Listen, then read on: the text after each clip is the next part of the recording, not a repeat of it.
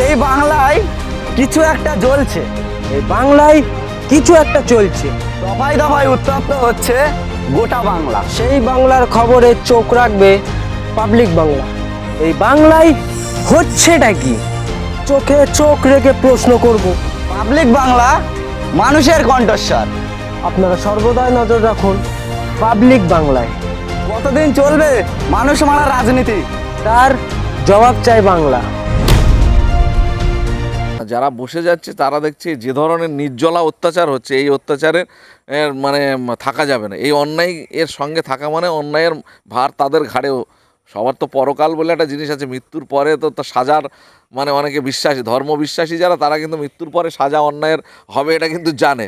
যার কারণে যে ধরনের অত্যাচার এই সরকার এবং সরকারের নেতারা করছে, সেইটা মানে দেখে অনেকে এই অত্যাচারের ভাগীদার না হওয়ার জন্য তারা আস্তে আস্তে এই জায়গা থেকে সরে যাচ্ছে। এটা দেখা চোখে অন্যায় যেটা হচ্ছে, এটার যাদের বিবেক, ন্যূনতম বিবেক বিবেচনা চেতনা আছে, তারা কিন্তু এই জিনিসটাকে মেনে নিতে পারছে না। যার কারণে তারা এই জায়গা থেকে অন্যায়ের সাথ দেবে না বলে সরে যাচ্ছে। বেশ কিছুদিন আগে আমরা দেখেছিলাম না, যেটা বলছে যে 26-এর নির্বাচন সহজ হবে, এমনি সহজ হবে যদি প্রশাসনিক অত্যাচার না হয়। জনগণ কিন্তু রেডি আছে, শুধু মিথ্যা কেস, পুলিশ দিয়ে বাড়ি এসে হামলা করা, পুলিশি অত্যাচার। এই যে 14 তারিখে যে মানে ওয়াকআপ নিয়ে যে আন্দোলন ছিল, সেই আন্দোলনে যারা কলকাতায় যাওয়ার জন্য রাস্তায় ছিল তাদের উপরে পুলিশি যে ধরনের অত্যাচার হয়েছে, এবং তাদেরকে মিথ্যা কেস দিয়ে মিনিমাম 1000 কর্মীর নামে কেস হয়েছে, এবং বাড়ি বাড়ি পুলিশ গিয়ে যে ধরনের অত্যাচার করছে, দরজায় গিয়ে ধাক্কা মারছে, লাথি মারছে, এবং তাদেরকে ধরে নিয়ে যাচ্ছে, অ্যারেস্ট করছে, এই যে হ্যারাসমেন্ট, এই হ্যারাসমেন্ট যদি বন্ধ হয় এবং সাধারণ মানুষ তার গণতান্ত্রিক অধিকার যদি প্রয়োগ করার সুযোগ পায়, তাহলে কিন্তু এই সরকার অলরেডি গন। আর বেশি কিছু করতে হবে না। কিছুদিন আগে আমরা দেখেছিলাম এবং আমরা সেটা দেখিয়েছিলাম যে একেবারে ক্যানিংয়ে সম্ভবত একেবারে তৃণমূলের শক্ত বাড়ি, সেখানে বেশ কিছু তৃণমূলের খাস নেতারা আপনার হাত ধরে আইএসএফে যোগদান করলে এবং যোগ দিয়ে একাধিক অভিযোগ শওকত মোল্লার বিরুদ্ধে। শোনেন, প্রচুর লোক এরকম আছে যেখানে একটু সাহস পাচ্ছে, পেছনে সাপোর্ট দেওয়ার শক্তি পাচ্ছে, যেখানে কেস কাচারি হলে তাদেরকে উদ্ধার করার মতো মানুষ পাশে এসে দাঁড়াচ্ছে, সেখানে স্বতঃস্ফূর্তভাবে ফুটে বেরোচ্ছে।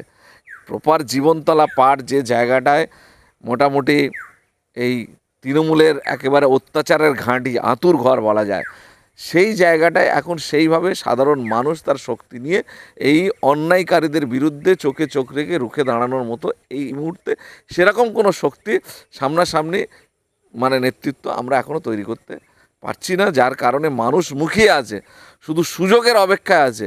সুযোগ পেলে পুরো ঢাকি শুদ্ধ উল্টে দেওয়ার জন্য পুরো রেডি।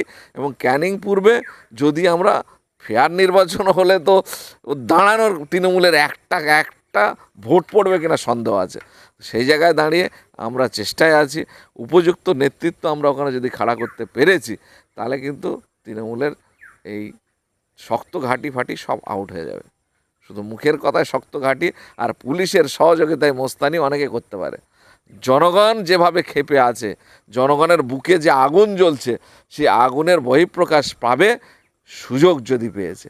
গরিব অসহায় মানুষ তারা এই অত্যাচারের কাছে নিজেরা পেরে উঠছে না। নিজের সহায় সম্পত্তি, ঘর বাড়ি, অর্থনৈতিক জায়গা, উপার্জনের জায়গা, সব জায়গাতে এরা ক্ষতি করে দিচ্ছে, জীবন জীবিকার জায়গা নষ্ট করে দিচ্ছে, ভালোভাবে বেঁচে থাকার সুযোগটাকে এরা হরণ করে নিচ্ছে। যার কারণে সাধারণ মানুষ কিন্তু নিজের যন্ত্রণা বুকে চেপে ওদের সঙ্গে অনেকে চলছে, ওদের সঙ্গে চলছে না, সাধারণভাবে আছে। কিন্তু এই যন্ত্রণার বহিঃপ্রকাশ একদিন ঘটবে, সেদিন এই অত্যাচারী নেতারা বুঝতে পারবে যে অত্যাচারের মাসুল কিভাবে তাদের দিতে হচ্ছে। কত বিধায়ক বার হবে সেটা তো জনগণই বলবে না, কিন্তু আমরা আশাবাদী একটা সিট থেকে একাধিক সিট হবে। সেইভাবে মানুষের ভালোবাসা, মানুষের উচ্ছ্বাস, যেভাবে নওশাদ ভাইয়ের প্রচার ক্যাম্পেনে মানুষ স্বতঃস্ফূর্তভাবে সাড়া দিচ্ছে, তাতে করে আমরা মনে করি যে আগামী বিধানসভার নির্বাচনে আমাদের আইএসএফের সিট এক থেকে একাধিক হতে পারে। সাধারণ মানুষ থেকে এবং আইএসএফ কর্মীদের সাড়া কেমন পাচ্ছেন? বিভিন্ন খুব ভালো সাড়া। সব জায়গাতে কালকে দেগঙ্গায় মিটিং হয়েছে, ছবিটা দেখলে বুঝতে পারবেন। তার আগের দিন ঢোলায় হয়েছে, ছবি দেখলে বুঝতে পারবেন। প্রত্যেক দিনই সমাবেশ হচ্ছে, মিছিল হচ্ছে এবং সাধারণ মানুষকে আমরা সচেতন করছি। শুধু ওয়াকআপ বিল নিয়ে নয়, বর্তমান পরিস্থিতি নিয়ে মানুষকে সচেতন করছি। এই যে মানে যুদ্ধ শুরু হয়েছে পাকিস্তানের সঙ্গে, সে বিষয় নিয়ে আমরা সচেতন করছি মানুষকে। বিপদের মুখে সরকারের সাথে থাকতে হবে, কিন্তু এই যে দুই দেশেরই আমরা মনে করি দুই দেশের রাজনৈতিক নেতৃত্বরা তারাই যে যুদ্ধটা করছে, এই যুদ্ধে কিন্তু সব সাধারণ মানুষের সায় নেই। যুদ্ধ করলে ক্ষতি হয়, সাধারণ মানুষেরই বেশি ক্ষতি হয়। সেই কারণে সাধারণ মানুষ কিন্তু যুদ্ধের পক্ষে নয়। রাজনৈতিক কারণে রাজনৈতিক নেতারা তাদের নিজেদের ইমেজ ধরে রাখার জন্য, নিজেদের রাজনৈতিক তক্তে টিকে থাকার জন্য এইসব মানে পরিস্থিতির মানে তারা তৈরি করছে। আমরা মনে করি যুদ্ধ না হওয়াই ভালো, কিন্তু অন্যায় যারা করছে তাদের সমঝে যাওয়া উচিত। যারা প্রকৃত অন্যায়কারী তাদের বিরুদ্ধে ব্যবস্থা নেওয়া উচিত। এটা যেমন বলছি, পাশাপাশি বলছি যে যুদ্ধে সাধারণ মানুষের বৃহত্তর স্কেলে ক্ষয়ক্ষতি যাতে না হয়, সেটা সব রাষ্ট্রকেই দেখতে হবে।